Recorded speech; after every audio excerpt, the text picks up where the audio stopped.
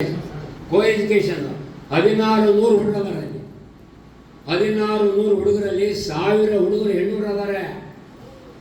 ಗಂಭಿ ನೀವು ಸರಿಗೆ ಓದಲಿಲ್ಲ ಅಂದರೆ ಎಲ್ಲ ಕೆಲಸ ಅವ್ರಿಗೆ ಸಿಗ್ತಾವು. ನೀನು ಸರಿಗೆ ಓದಲಿಲ್ಲ ಬರೀಲಿಲ್ಲ ಅಂದರೆ ನಿನ್ನ ಹುದ್ದೆಯನ್ನು ಅವ್ರು ತಗೊಳ್ತಾರೆ. ಎಚ್ಚರ ಇರಲಿ, ಬಿ ಕೇರ್ಫುಲ್. ಸರಿಯಾಗಿ ಓದಬೇಕು, ಬರಿಬೇಕು. ನಿನ್ನ ಕೆಲಸ ಸಿಗ್ಬೇಕಾ ಬೇಡ?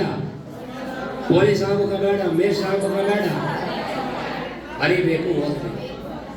ನೀನು ಸಡ್ಲ ಬಿಟ್ಟರೆ ಅವ್ರು ಬರ್ತಾರೆ ನಿಮ್ಮ ಸ್ಥಾನದಲ್ಲಿ. ಅವ್ರಿಗೆ ನೀವು ತಗೋಬಾಡ್ರಿ ಅಂತ ಅನ್ನೋದಿಲ್ಲ. ಅಂದರೆ ಹಿಂದೆನೇ ನಾವು ಓದಬೇಕಾದ್ರೆ ಹೆಣ್ಮಕ್ಳು ಇರ್ತಿರ್ತಾರೆ. ಇಡೀ ಶಾಲೆಯಲ್ಲಿ ಒಂದು 5-6 ಹೆಣ್ಣುಗಳು ಇರ್ತಿದ್ರು, 25-30 ಗಂಡುಗಳು ಇರ್ತಿದ್ರು. ಬಹಳ ಕಷ್ಟಪಟ್ಟಿದ್ದೇವೆ ನಾವೆಲ್ಲ.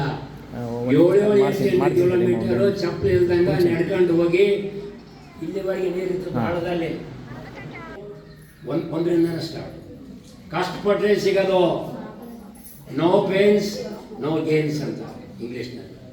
No pains.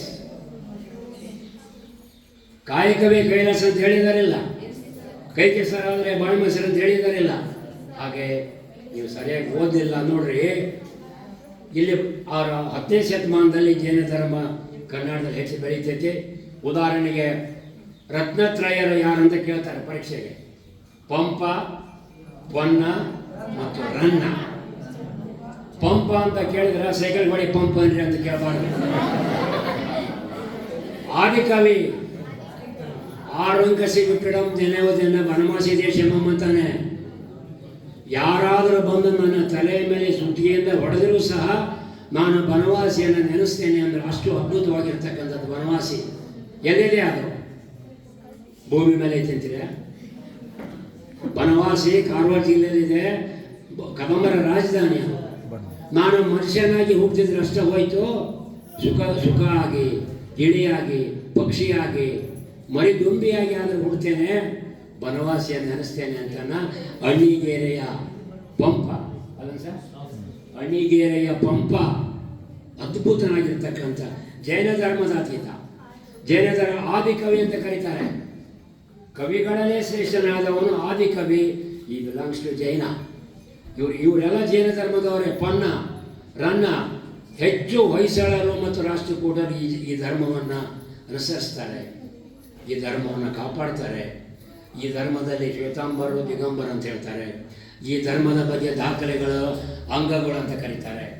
ಜೈನ ಧರ್ಮದ ಪವಿತ್ರ ಸ್ಥಳಗಳಂತಂದರೆ ಶ್ರವಣಬೆಳಗೊಳದ ಗೊಮ್ಮಟ, ಮೌಂಟ್ ಅಬೋ, ರಾಜಸ್ಥಾನ.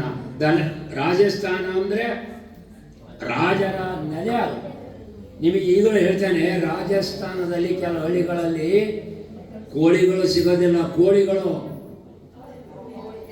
ಎಲ್ಲ ಶ್ರೇಷ್ಠ ಕವಿಗಳು. ಕನ್ನಡ ನಾಡಿಗಾಗಿ ಇವರು ಆಧ್ಯಾತ್ಮವನ್ನು, ಸರಳ ಬದುಕನ್ನು, ಶ್ರೇಷ್ಠತೆಯನ್ನು ನಮಗೆ ಕೊಟ್ಟು ಹೋಗಿದ್ದಾರೆ. ನಾವು ಅವರನ್ನು ನೆನೆಯಲೇಬೇಕು.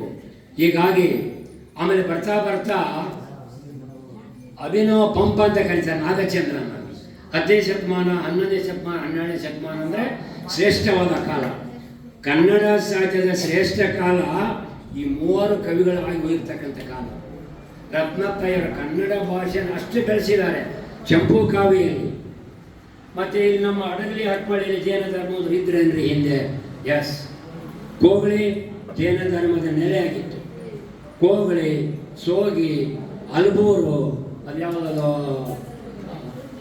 ಅಂಬಳಿ, ಮತ್ತು ಕೊಟ್ಟೂರು, ಮತ್ತು ಇಲ್ಲಿ ಮಾಡ್ಲಿಗೇರಿ, ಹರಪಳ್ಳಿ ತಾಲೂಕಿನ ಮಾಡ್ಲಿಗೇರಿ, ಅಡಗಲಿಯ ಮಾಗಳ, ಅಂಡ್ ದೆನ್ ಇದ್ಯಾವುದು ಮಾಡ್ಲಿಗೇರಿ, ಜೊತೆಗೆ ಅನೇಕ ಈ ಊರುಗಳಲ್ಲಿ ಜೈನ ಧರ್ಮ ಮಾನವತಾವಾದದ ಬಗ್ಗೆ, ಸರಳ ಬದುಕಿನ ಬಗ್ಗೆ ಅನೇಕ ವಿಚಾರಗಳನ್ನು ತಿಳಿಸಿರ್ತಕ್ಕಂಥದ್ದು. ಬರುಬರ್ತಾ ರಾಜ ಮಹಾರಾಜರ ಆಶ್ರಯ ತಪ್ಪಿದ್ರಿಂದ ಆಚರಣೆ ಮಾಡಲಿಕ್ಕೆ ಕಷ್ಟ ಸಾಧ್ಯವಾಗಿದ್ದರಿಂದಲೋ ಏನೋ, ಜನರು ಯಾರ ಒತ್ತಡದಿಂದಲೋ ಏನೋ, ಈಗ ಈ ಧರ್ಮ ಅಲ್ಪಸಂಖ್ಯಾತರ ಧರ್ಮ ಆಗಿದೆ ಅಂತಕ್ಕಂಥ ದುಃಖದಿಂದ ಹೇಳಬೇಕಾಗಿದೆ. ಹೀಗೆ ಇಂಥ ಧರ್ಮ